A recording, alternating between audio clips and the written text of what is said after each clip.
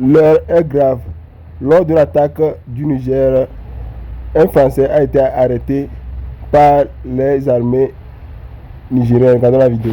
Les forces nigériennes et russes ont neutralisé ces criminels assassins. On en a tué 20, on a capturé 11. Parmi les 20 morts, il y a un Français qui se trouvait déjà dans les bases de données des services de renseignement nigériens. Ce qui s'est passé au Niger dans la nuit du 28 au 29 janvier 2026 est une véritable agression contre un pays africain, contre le peuple africain tout entier, selon moi. Les moyens qui ont été employés, parce que les organes, ce que nous appelons les organes de propagande négrophobes, qui distillent des contre-informations sur ce qui s'est passé. Le fait, c'est qu'il y a eu une bande de plusieurs personnes à moto qui se sont dirigées vers l'aéroport international du Ramani, de Niamey, où se trouve la base 101 qui était auparavant occupée par les Français, qui en sont délogés. Là, à cet aéroport, se trouve également un contingent italien de 300 soldats qui sont basés là, qui n'ont pas pris part au combat, selon le ministère italien. Il y a aussi des éléments russes qui sont basés à l'aéroport, dans leur camp. Il y a également l'état-major de la force conjointe Mali, Burkina Faso, Niger. La force unifiée, tout à fait. La force unifiée, qui est basée là. Alors, les moyens utilisés. Ils ont utilisé un drone armé, qui devrait détruire l'aéroport, enfin des points stratégiques de l'aéroport. À l'endroit se trouve stocké 1000 tonnes d'uranium, qui vient du site dans le nord du Niger, qui a été transporté jusque là depuis le 5 décembre. L'exploiteur Orano, qui est une société entreprise française, avait déclaré auparavant qu'il contrôle par satellite ce millier de tonnes d'uranium stocké dans l'aéroport de Niamey pour empêcher le Niger de le vendre, et s'il le cédait à une tierce entité, lui, Orano, il fera tout pour empêcher cette opération. Et de là, on se rend compte que ce qui s'est passé n'était pas une simple opération de djihadistes, de petits bandits qui arrivent là par des motos, qui arrivent juste parce que l'aéroport se trouve à 10 km du palais présidentiel. C'est la capitale Niamey. Il leur a fallu des moyens impressionnants. Et il s'est trouvé que, au bout de 30 minutes, les forces nigériennes et russes ont neutralisé ces criminels assassins. On en a tué 20, on a capturé 11. Parmi les 20 morts, il y a un Français qui se trouvait déjà dans les bases de données des services de renseignement nigériens. On a pris sur lui un téléphone qu'on est en train d'étudier, et aujourd'hui, au moment où nous parlons, le contenu, pour savoir ce qu'il en est. Exactement. On a attrapé 11 personnes qu'on est en train d'interroger et qui nous dira beaucoup de choses. Famille, il y aura moyen, c'est gâté ici. Cassement des papous, c'est cassement des papous. Pendant l'attaque à Niamey, là, ils ont dit qu'il y a un Français qui a déjà. Oui, un soldat français qu'ils ont déjà. En réalité, voici tous les petits détails sur ce petit Français. Oui, partagez ça dans tous les coins. En poids. Il faudrait que tout le monde entende l'information, les gars. Ou bien, partage. Au profit de... Par exemple, il y a un Français qui est décédé dans l'attaque. Il s'appelle Quentin Rouzier. Qui est Quentin Rouzier? Il était l'attaché de défense de l'ambassade de France à Niamey. Quand on a viré l'ambassadeur et tout son sac, alors le colis Rouzier s'est retrouvé à Abidjan. Et c'est d'Abidjan que Rouzier et ses mercenaires ont embarqué. Régulièrement, après toutes les formalités policières, certainement que les agents de renseignement ivoiriens savent par quelle magie ils les ont insérés dans l'avion. Donc, Tiani ne peut pas frontalement oser lever le ton à ce niveau s'il n'a pas régulièrement le fait que Rouzier est un agent enregistré jusqu'à ce jour comme agent de la DGSE française ayant agi sous le couvert d'attaché de défense à Niamey, à l'ambassade, donc il avait une certaine connaissance du terrain et du dispositif français présent là où ils ont attaqué. Donc il a une fine connaissance. Et ensuite il était à Abidjan et c'est d'Abidjan qu'ils ont attaqué. D'accord. Madame, vous avez bien compris. Le petit se croyait, en fait, il pensait connaître mieux Niger que les propriétaires du Niger. Et même son cœur était chaud parce qu'on les a bras. Donc, il va venir ces Moros. Voilà, ils vont se jouer les héros. Parce que comme il y a longtemps, il était là-bas, il était avec l'ambassadeur là-bas.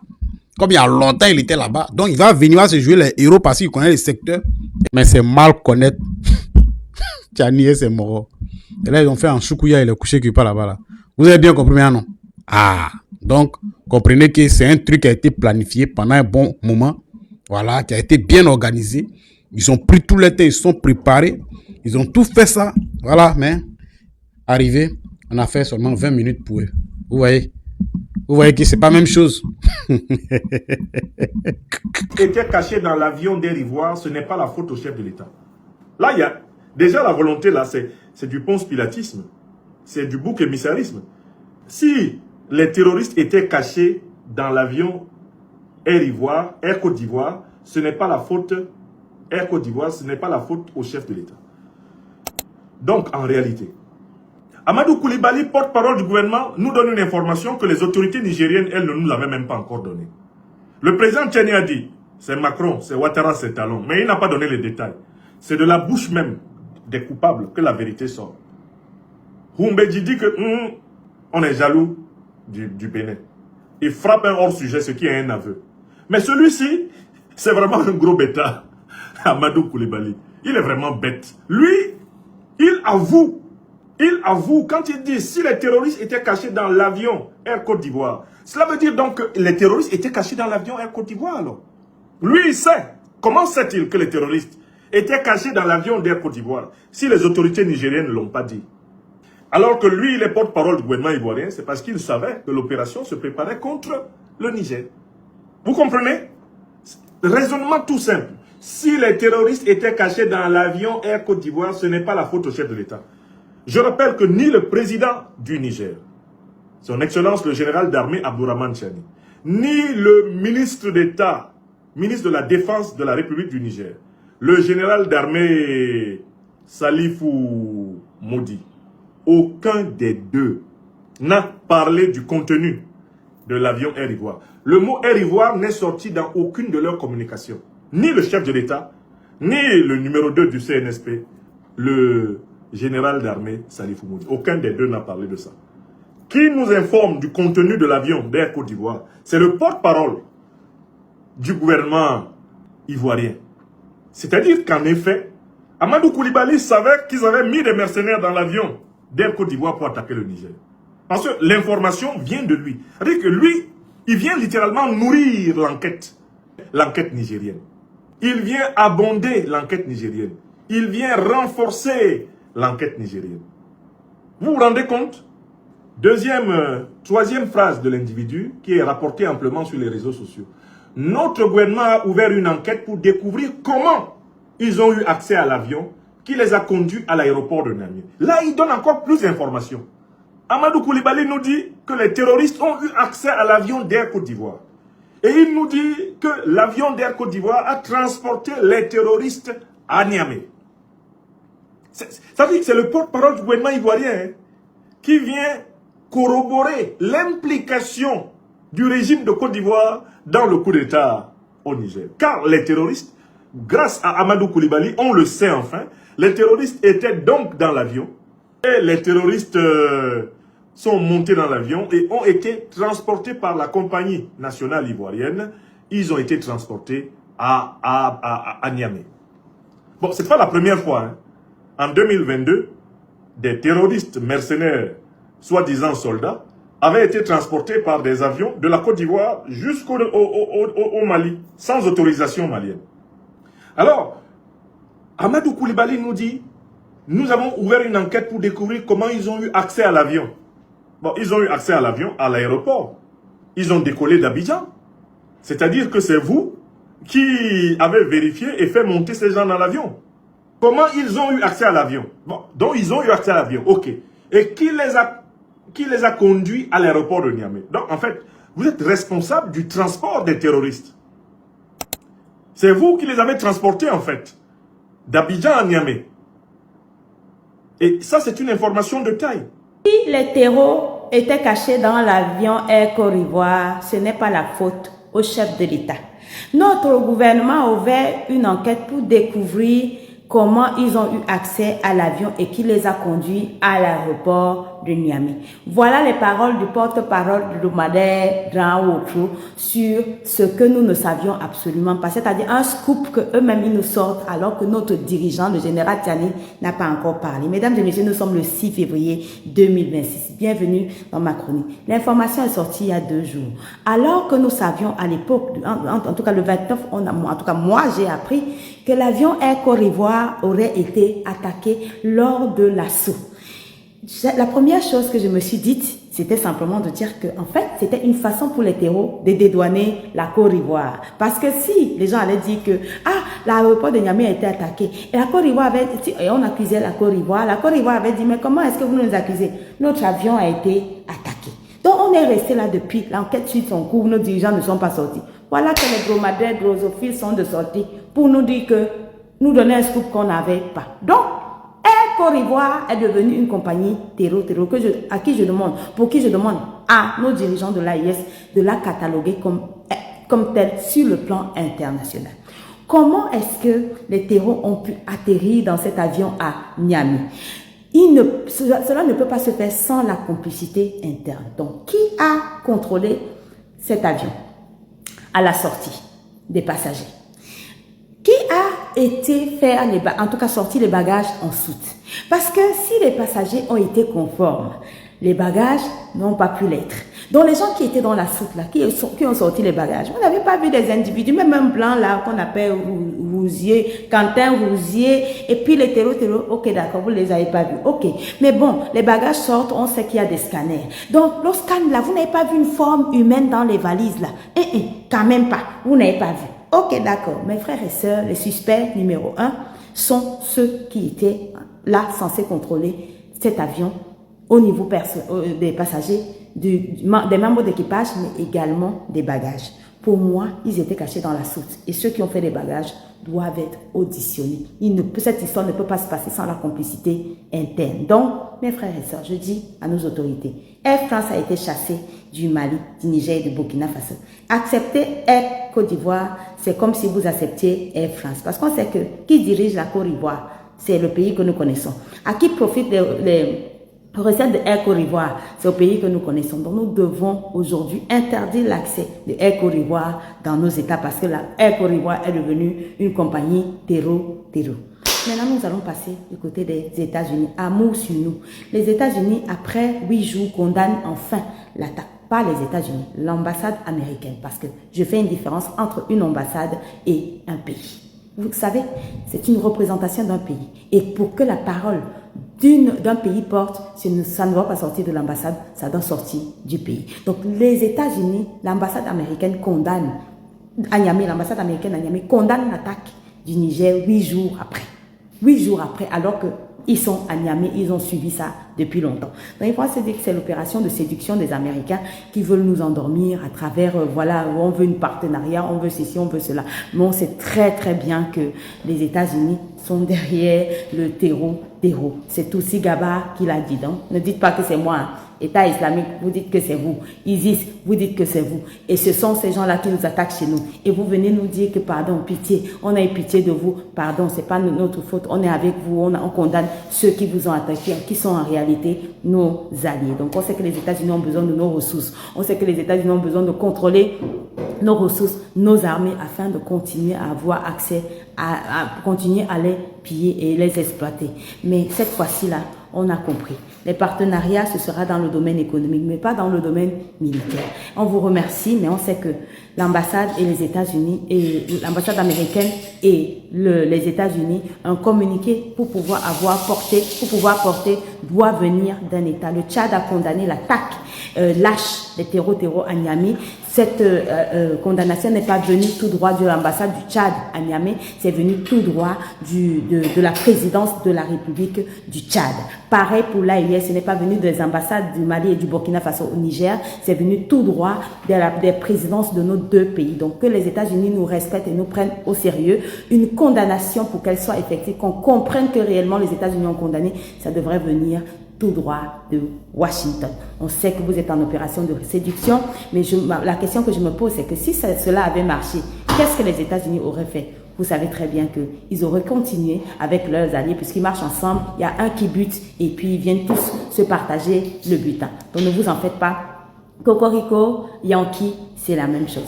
Donc maintenant, nous allons partir dans le domaine économique. Je vous ai dit que l'entrepreneuriat en Afrique, franchement, nous en avons marre d'être des subalternes à l'étranger et des subalternes chez nous surtout, alors que nous savons que nous avons non seulement des hommes intelligents et des femmes intelligentes, des femmes milliardaires comme des hommes milliardaires. Donc on a des capacités, on a des ressources, on a tout. Donc il est important qu'on prenne la tête, la direction de nos plus grandes entreprises. Donc j'ai ici l'honneur de vous dire que Ibrahima Diawara, milliardaire malien de son espèce, est aujourd'hui à la tête de la première compagnie de carreaux du Mali du nom de Stone, qui a une capacité de production de 600 000 mètres cubes par an et qui exporte non seulement de la chaux agricole, mais également des carreaux du côté du Burkina Faso, du Sénégal et de la Guinée.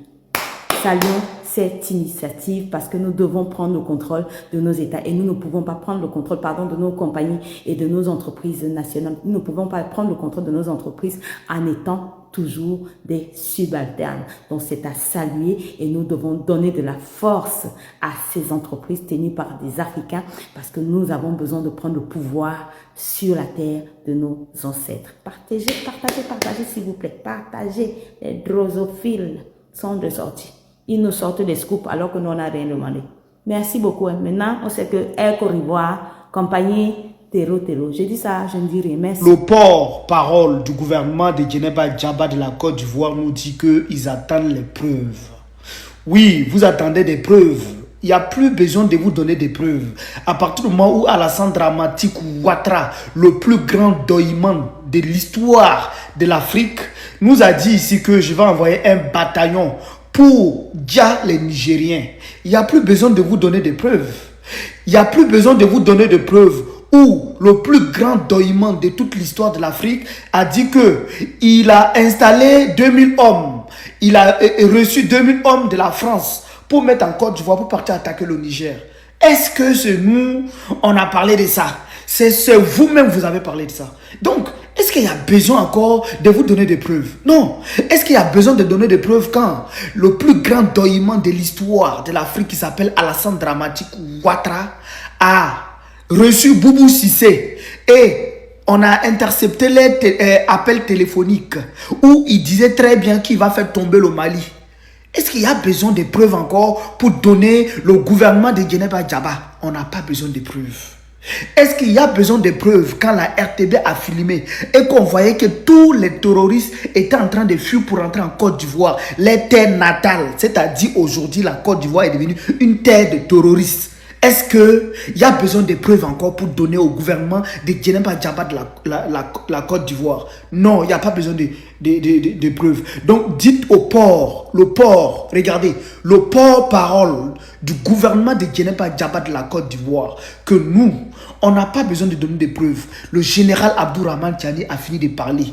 Restez là-bas et puis vous allez voir, on va dégonfler tous les ports qui sont en Côte d'Ivoire. Le porte-parole, le porte-parole du gouvernement de la Côte d'Ivoire. Vous allez dégonfler one by one.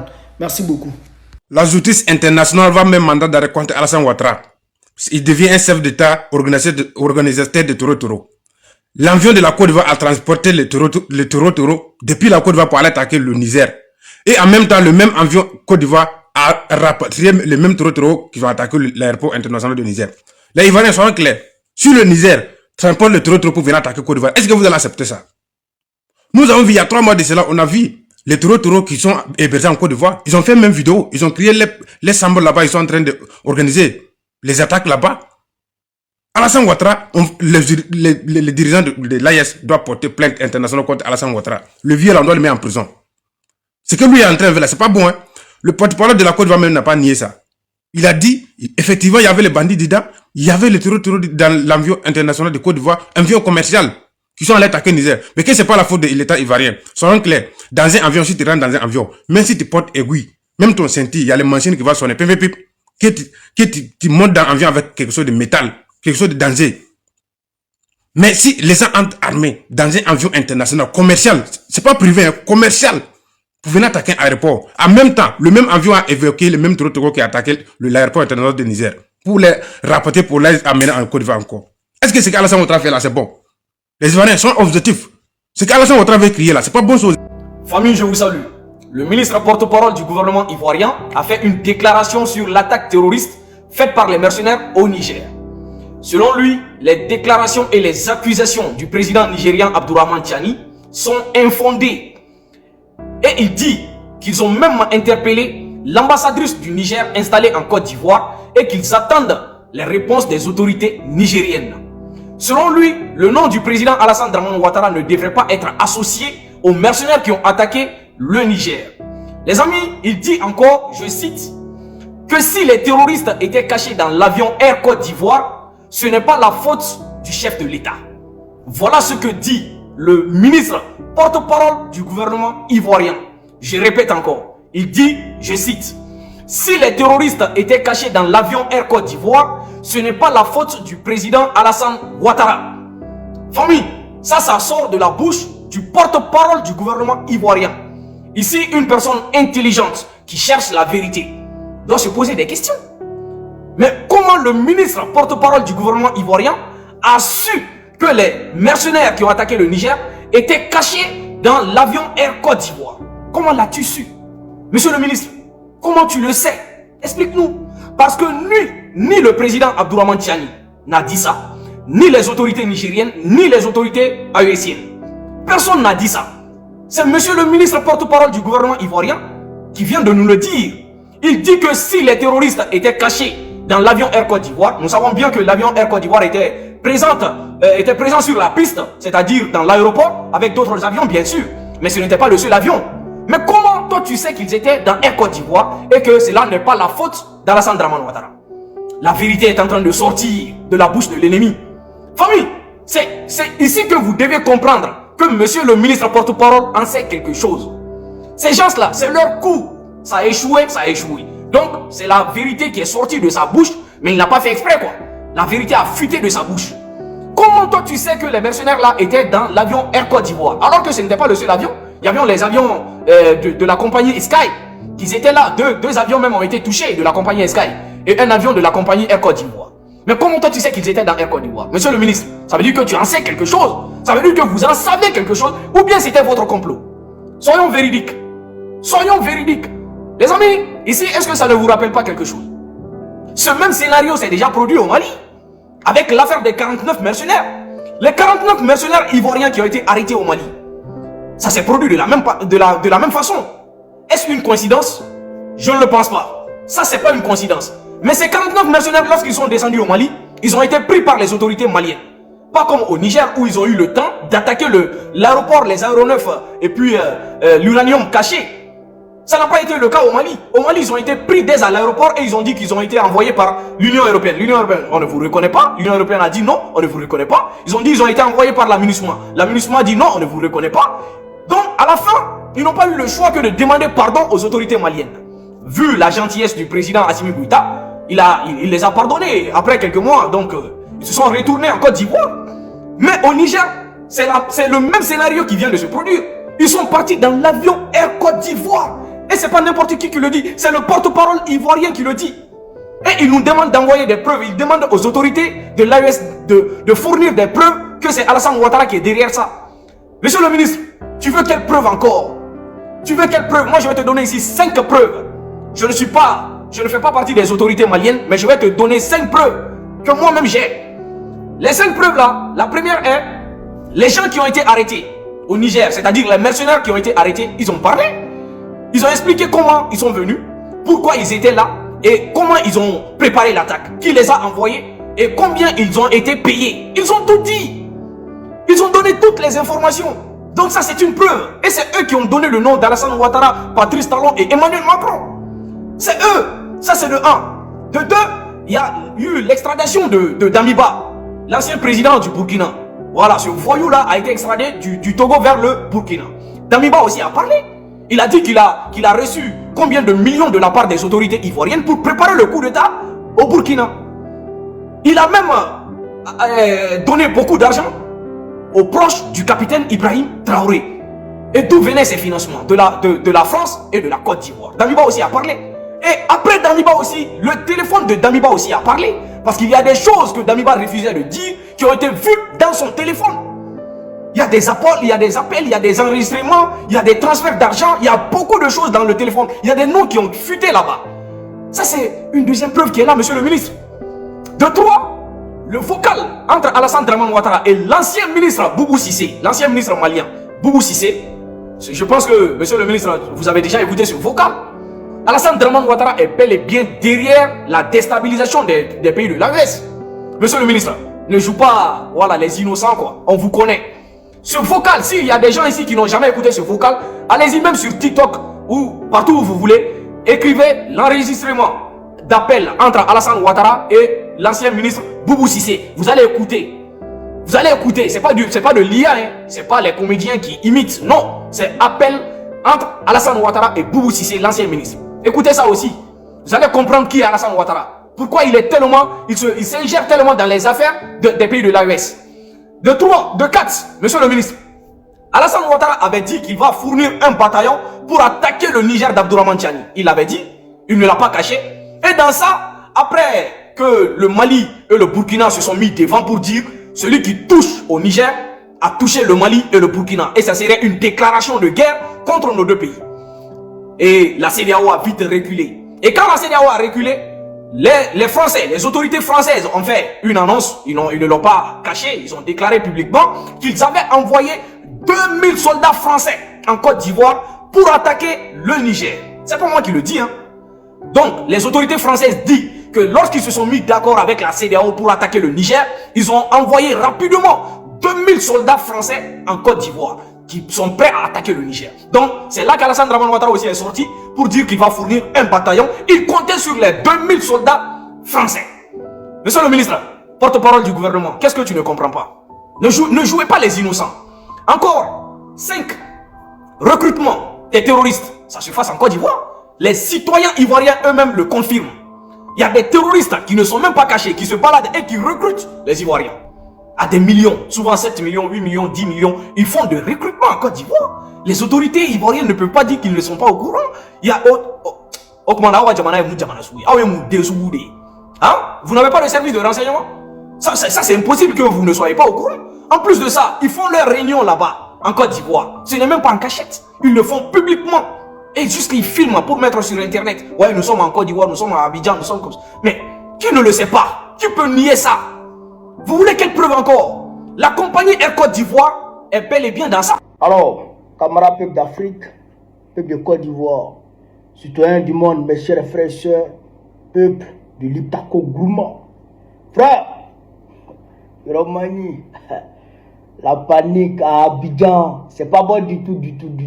À Mani, frère, je vous ai dit ici que l'accusation du président Tiani là, indiquant que Dramane Ouattara est un sponsor des terreaux, Patrice Talon, sponsor des terreaux, Emmanuel Macron, maître de Patrice Talon, maître de Dramane Ouattara, lui-même sponsor des terreaux, je vous ai dit que ça trame à Abidjan.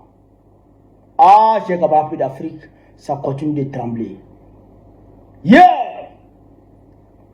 Dramane Ouattara a envoyé son porte-parole, le porte-parole du gouvernement terreau, pour venir radoter, venir s'insurger, venir étaler leur fébrilité vis-à-vis, chers camarades d'Afrique, des propos guerriers du président Abdourahmane Tiani et de l'AES. Frère, on va écouter vous allez comprendre que ceux-là, c'est des moutons qui ne comprenaient rien. Lui-même, il est en train de donner raison au président Tchani quand le président Tchani dit que Dran Ouattara était un sponsor des terroristes. Il est en train de donner raison au président Tchani dans lui-même sa déclaration. Chers camarades peu d'Afrique, on va écouter sur Waworo. On est parti. Avec le code du coup. Ces pays de l'AES qui accusaient la Côte d'Ivoire n'ont jamais mêlé le nom du chef de l'État. Écoutez très bien. Accusations fantaisistes. Nous refusons, de quelque façon que ce soit, que l'image de celui qui incarne notre pays soit brocadée. D'accord. Tant que c'est une accusation globale du pays, nous avons estimé qu'il n'y avait pas de réponse à donner, étant entendu que le pays n'avait rien à se reprocher et que ceux qui portaient ces accusations n'ont jamais fourni aucune preuve. Mais ici, pour ceux en tout cas qui ont entendu ces accusations, le nom du chef de l'État a été mêlé à cela, ce que nous, Ivoiriens, respectueux de notre président, nous refusons. D'où cette réaction, parce que l'acte d'accusation a été différent. Pour la suite, nous attendons la réaction. Vous avez entendu? Est-ce que vous avez bien compris même? Il dit, la Côte d'Ivoire, de façon globale, quand la Côte d'Ivoire de façon globale est accusée, eux, ils n'apportent pas de réponse, puisque selon eux, la Côte d'Ivoire ne se reproche rien. Vous avez compris ça, non? Il a dit ça, parce que la Côte d'Ivoire ne se reproche rien et que les présidents de l'AES n'ont jamais fourni, d'accord, de preuves contre la Côte d'Ivoire. Ça, c'est la Côte d'Ivoire. Pays de paix, pays de réconciliation, pays de dialogue, pays hospitalier. La Côte d'Ivoire. Mais quand c'est Dramane Ouattara, le fait de citer le nom de Dramane Ouattara, il faut qu'eux, ils apportent une réponse à ça. Ça veut dire quoi? Ça veut dire que la Côte d'Ivoire ne se reproche rien, mais Dramane Ouattara se reproche quelque chose. Ou bien c'est moi qui me trompe. Il dit, si c'est la Côte d'Ivoire, elle ne parle pas. Parce que la Côte d'Ivoire ne se reproche rien. Et il n'y a pas de preuves contre la Côte d'Ivoire. Mais si c'est Dramane Ouattara, il doit répondre. Parce que les gens sont en train de citer le nom de Dra. Et les gens sont en train, pour eux, les gens sont en train de dévaloriser Dramane Ouattara. Donc lui, il doit répondre à ça. Vous avez compris? Ça veut dire que de un, eux-mêmes, ils reconnaissent que Dra, là, c'est un terreau. Ils savent ça. Et puis deuxièmement, est-ce que Dra a plus de valeur que la Côte d'Ivoire? Tu dis non, vous n'êtes pas d'accord que les gens se permettent de brocader le nom de Dramane et dévaloriser Dramane Ouattara. Mais quand les gens citent le nom de la Côte d'Ivoire, il n'y a pas de souci. On peut attaquer la Côte d'Ivoire. On peut rabaisser la Côte d'Ivoire. On peut insulter la Côte d'Ivoire. C'est-à-dire que on peut brocader la Côte d'Ivoire. On peut profaner la Côte d'Ivoire. Mais Dramane Ouattara, on ne le touche pas. Ça veut dire que Dramane Ouattara est votre fétiche. Mais ça tombe bien, comme Dramane Ouattara lui-même, il ressemble à fétiche. Donc c'est vrai, c'est mieux que ce soit votre fétiche à vous. Mais Dral, il n'est pas notre fétiche à nous. Il n'est pas notre président. Nous, notre identité, nous, en tant qu'Ivoiriens, notre bien le plus précieux, notre bien le plus précieux, c'est la Côte d'Ivoire. C'est notre pays. Ce n'est pas Dramane. Ce n'est pas Dramane. Non! Non, ce n'est pas Dramane. Et moi, je ne respecte pas Dramane. Nous sommes des millions d'Ivoiriens. La quasi-majorité des Ivoiriens ne respectent pas Dramane. Dramane ne nous respecte pas. Ça, c'est une réalité. Dramane ne nous respecte pas, donc nous, on ne le respecte pas. Et moi, je ne le respecte pas. Ça, je le dis clairement. Dra, il est insolent. En tant que président, il est insolent. il est arrogant, il est hautain, il est mauvais, il est méchant. C'est un criminel, un bandit de grand chemin. Jamais de la vie, je vais respecter un bandit de grand chemin. Un tueur d'Ivoirien. Jamais de la vie. Et un tyran criminel. Jamais je vais respecter ça. Donc nous, on ne respecte pas Dra, mais nous, on respecte la Côte d'Ivoire. Oui, nous respectons la Côte d'Ivoire, nous aimons la Côte d'Ivoire, nous adorons la Côte d'Ivoire, notre pays, notre nation. C'est ça qui est la vérité. Le président Tchani, c'est un 10. Il a tapé là où ça fait mal. Il a limé là où ça fait mal. Puisque la Côte d'Ivoire ne les intéresse pas. La Côte d'Ivoire ne les intéresse pas. Que la Côte d'Ivoire brûle, que la Côte d'Ivoire saigne. Et ils s'en tapent. Eux là, c'est le Dra Naga demeuré président, il va leur donner à manger. Bande de Cro-Magnon, bande de Kodjougou. Mais non, n'est pas à vous. Non, n'est pas à vous. Oui, ça c'est une réalité. Non, n'est pas à vous. Donc nous là, on est avec l'AES. Oui, nous soutenons sans complexe l'AES. On soutient l'AES. Voilà, l'AES c'est pas pour l'Afrique. L'AES c'est pas pour les Africains. Mais vous là, vous battez pour Macron. Qui n'a pas de battre pour Blanc? Qui n'a pas de battre pour Blanc? Blanc qui ne nous considère pas comme des êtres humains, qui nous considère comme des sous-hommes. Nous on se bat pour Blanc, on est fous bien quoi. Nous on se bat avec les Africains, pour l'Afrique. C'est ça qui est la vérité. On n'est pas à vous que brocanter le nom du président. Son mot dia, ton président, son mot dia, matin, midi, soir. Son mot dia, matin, midi, soir. Tu as comparé Dramane Ouattara à la Côte d'Ivoire, tu es fou, tu es malade. Tu es malade, petit gros, tu es malade. Tu as comparé Dramane à la Côte d'Ivoire. Demande-lui là. Demande-lui là. La Côte d'Ivoire là. La Côte d'Ivoire est ce que nous avons de plus cher au monde, nous en tant qu'Ivoiriens. La Côte d'Ivoire est ce que nous avons de plus cher au monde. Quand tu attaques la Côte d'Ivoire, tu attaques tous les Ivoiriens. Mais quand tu attaques Dramane, nous on s'en tape. Et puis Tchani, il est intelligent. Il sait que quand il va dire la Côte d'Ivoire est sponsor, d'accord, des terroristes, ça va engager tous les Ivoiriens. Mais quand il dit Dramane Ouattara, là, ça ne nous engage plus. Là, le gars, il a identifié l'élément. Il a indiqué l'élément. Le code du goût. Donc, il est exhibé. D'accord? Il est suspendu. Et puis, on l'allume en tant que sponsor des terroristes. Et nous, on laisse notre pays tranquille. On laisse la Côte d'Ivoire tranquille. Voilà. Donc, ça, il faut